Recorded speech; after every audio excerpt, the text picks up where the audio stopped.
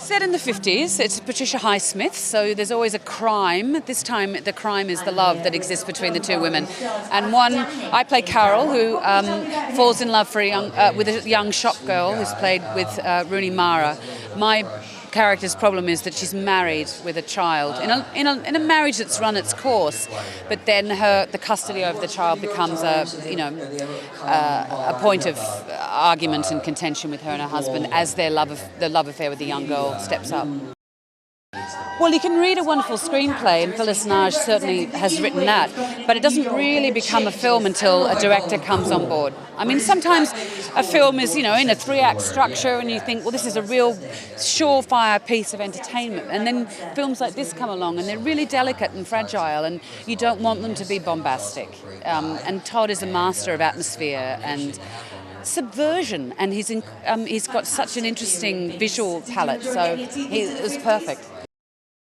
I think in the end, for me, that the film is about, yes, it's important that the women, that there's two women in the film, and their gender is a big impediment to their consummating their love, because of course it's homosexuality, loving women was illegal in the 50s, but I do think it's also, I've completely forgotten what you asked me. What you want audiences to experience? What I think, yes. Sorry, I'm brain dead. You've done a lot of these. I'm old. No, I think the film's about falling in love. Yeah. And I think if the film was made 10 years ago, I think it would be perhaps more politicized and received in a more politicized way than it will be now. It's the gender. The same sex of the women is part of the impediment, but it's not the only thing. Phyllis had done such a beautiful job of making Carol both a subjective creation of, seen through the prism of Therese's desire, but also made her a three-dimensional creature. An actor's not a puppet to be moved around. It's also, you have to do something so a director can react to it. Often you need to go in the wrong direction so you all know what the right direction is. It's very rare that you get a chance to work with a film director twice, and so dipping back into Todd's well, so to speak, so the actress to the bishop, was wonderful, because you develop a shorthand and a trust and a pool of references with people. I've got to do that a lot in the theatre, but not so much in film. Well, I think it's a story that hasn't been told, particularly given its specific time and place, that there aren't enough stories about women's lives period today, let alone lesbians, and let alone lesbians in the early 1950s. So there were just so many things to sort of peel back layers of information and nuance that I think are thrilling and exciting and fascinating. Well, I think it's a story that hasn't been told, particularly given its specific time and place, that there aren't enough stories about women's lives period today, let alone lesbians, and let alone lesbians in the early 1950s. So there were just so many things to sort of peel back layers of information and nuance that I think are thrilling and exciting and fascinating. You've got not one but two extraordinary leading ladies in this film. Can you talk a little bit about both of them and their characters, because they're radically different women? They are. I mean, I think if anything, it's as much a story about of two people falling in love who are completely different ages, economic standings in the world. The worlds that they represent are utterly different. And then on top of all of that, it's two women at a time when neither of them really have any example for what they're about to experience. So I think all of those conflicts play a part in the attraction and the challenges. Can you talk a little bit as well about Rooney? An extraordinary young talent. Yeah, she blew me away, man. I mean, she's just so gifted, but she understands the scale of the medium. She has such confidence that she knows how to underplay her performance, and she trusts the nuance, and she trusts the viewer to fill in those gaps And I think that takes a kind of intelligence and a confidence that's rare for somebody her age. What gave you the determination to fight to make this film a reality? You know, sometimes stories just get under your skin, and when they do with me, I just become a terrier. I just won't give up. And Phyllis Nagy first introduced me to the idea of this book as a film. I'd worked with her on a film called Mrs. Harris that Stephen Woolley and Christine Vachon were also on board as producers. And I read it and I thought, I want to make this as a film, and I just didn't let go. I think that it's a love story, and I think love stories, when they're good and they work, will always resonate. And Cate Blanchett said earlier today, you know, Romeo and Juliet is a love story that was set many, many, many centuries ago, and it does still resonate, and I think that's the importance of it. I mean, yes, obviously now there are many LGBT films being made, and this is a lesbian love story, but I think first and foremost it should be viewed as a love story, and hopefully that's where we will be when it's received. What do you think makes this a unique love story? What is special about this love story?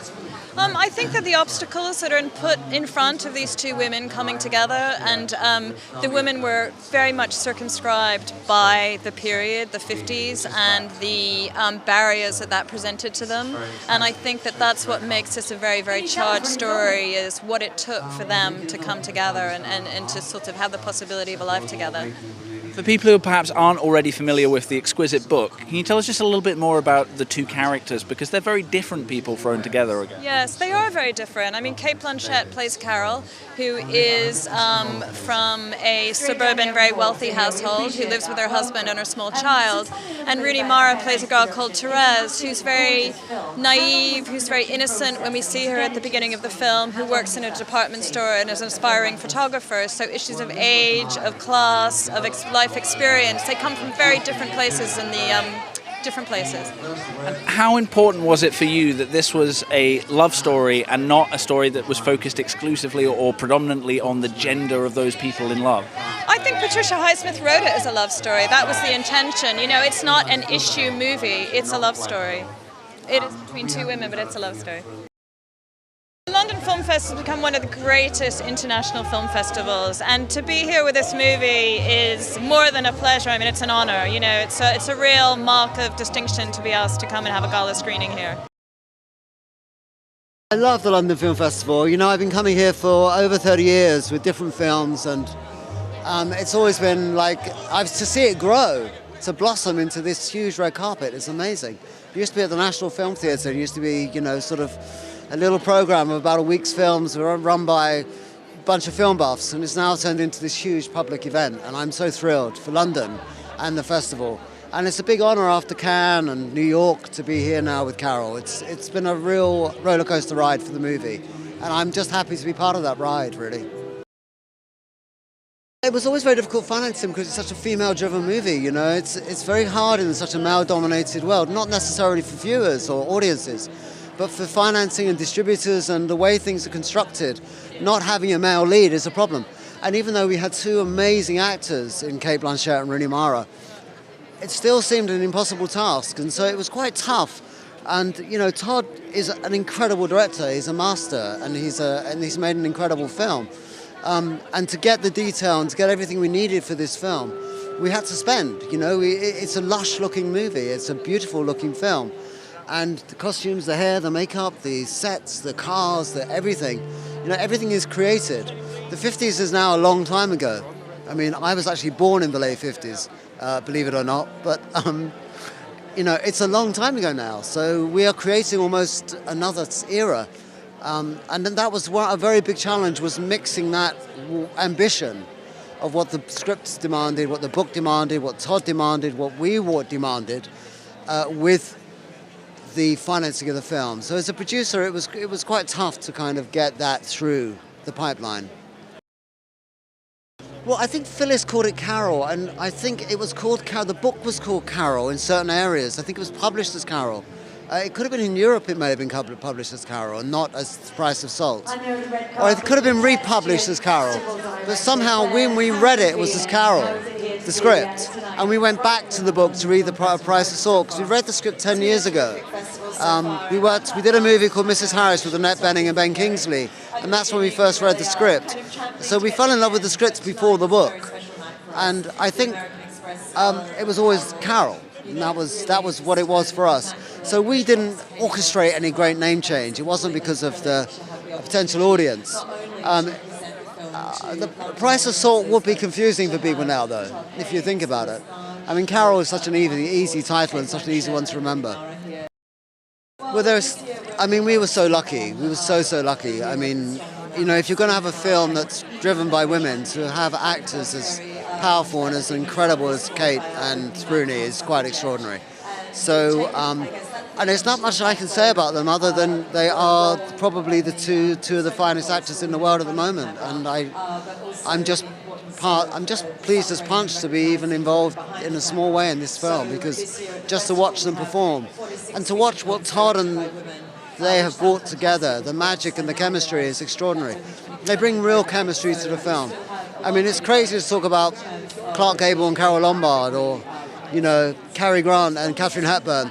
But there is something going on in this film which is extraordinary. You really fall in love with them, and you fall in love with the love they feel for each other. So it's an extraordinary and fantastic combination. And we were very lucky to get them, very lucky indeed, because there aren't two actors I can think of, two female actors, you know, of their generation, who are quite as good as they are. And certainly I couldn't think of anyone else we could cast in this movie, you know. But that's the way it turns out. When we cast Bob Hoskins in Mona Lisa, I could never imagine casting anyone else in that film, you know. But Sean Connery was going to do it at one point, so I think we lucked out with Cate and Rooney very much. I think he's shown with actors like Julianne Moore that he is an amazing director of female actors, and that I think he also is incredibly sensitive to the material, and I think it fitted into his oeuvre. It's very rare you can find an auteur like Todd Haynes and find a subject matter that will fit in with them. It's usually the other way around. They usually write and direct their own films, but this seemed to fit perfectly with the kind of films that Todd loves to make. So that's kind of why it was a horse for the course, really. As always, with any adaptation, what I wanted to retain was the spirit of the book, the tone of the original author. And in this book in particular, the really radical lack of psychology or punishment attached to two people exploring their sexuality. It's not an issue in the book. And through all these years, that's the one thing I've had to preserve. And it's rather subtle, but it sneaks up on you. With these people who've never had a speech about how awful it is to be gay, and I wish I wasn't, but it's my heart. You know? So those are the things I wanted to preserve. When you hear about Carol, you hear about Cate Blanchett in the lead role, and you think, well, of course, she's a phenomenal actress. How did it feel getting her attached to your screenplay? I thought, oh no, not her. Pedestrian. Yeah. No, I mean, what can you say? It's like winning the lottery or something. And she was attached for a long time and stuck with it. And finally, seeing the film be shot with her was everything I thought it would be. So.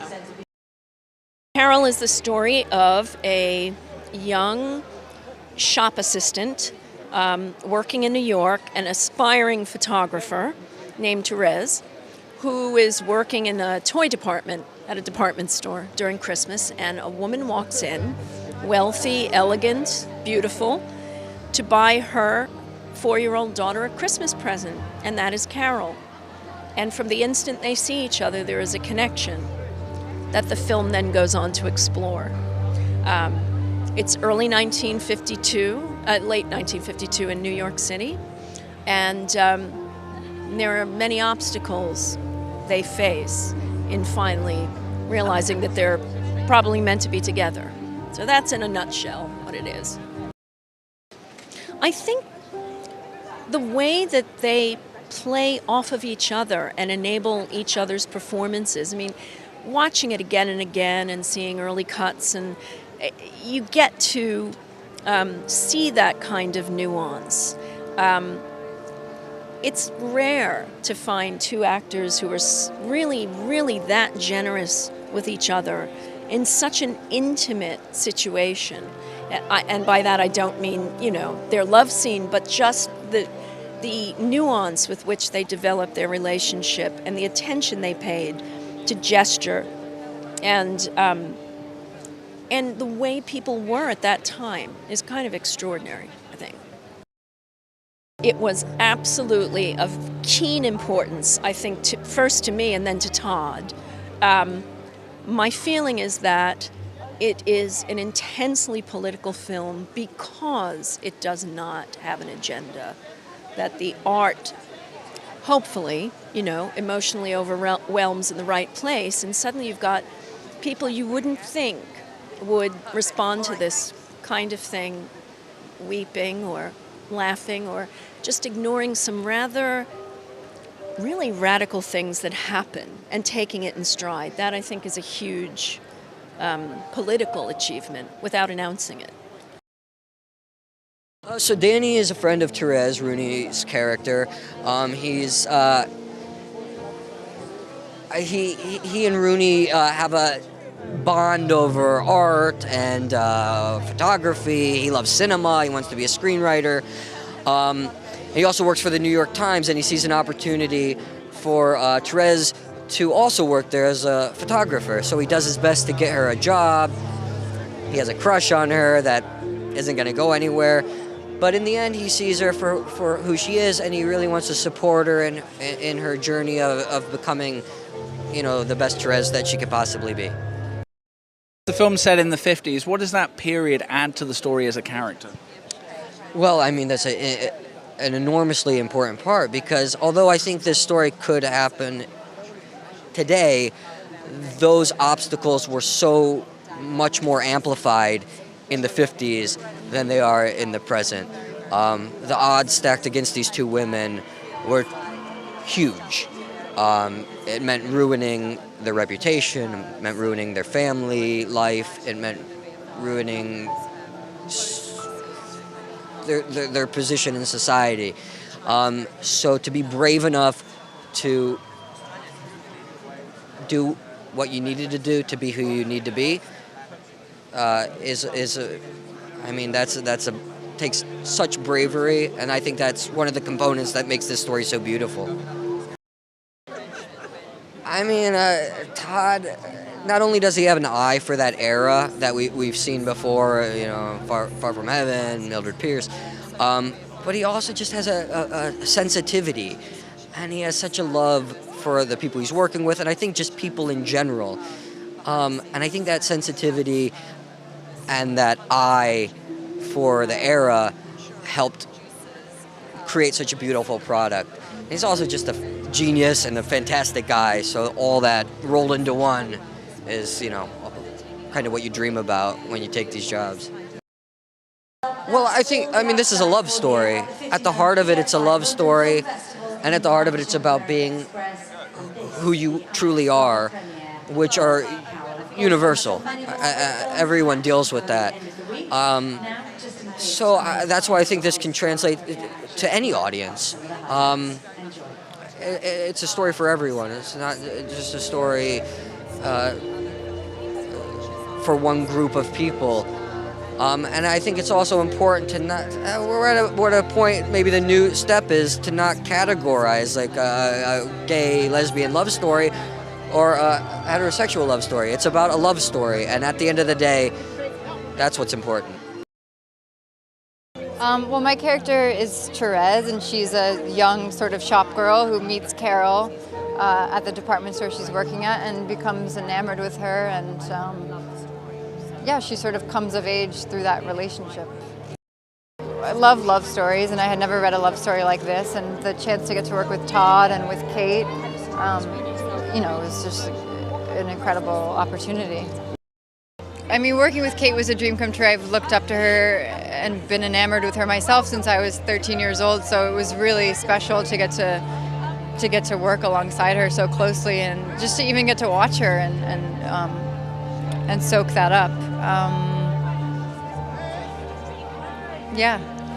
You talked about this being a special love story. Aside from the obvious gender issues, what makes this a unique love story? What interested you about that? I mean, I think all love stories are special. and I think you can find a love story in just about every film. There's some sort of love story going on. But yeah, I mean, I've never seen a love story set in the 50s between two women, so that alone makes it special or unique.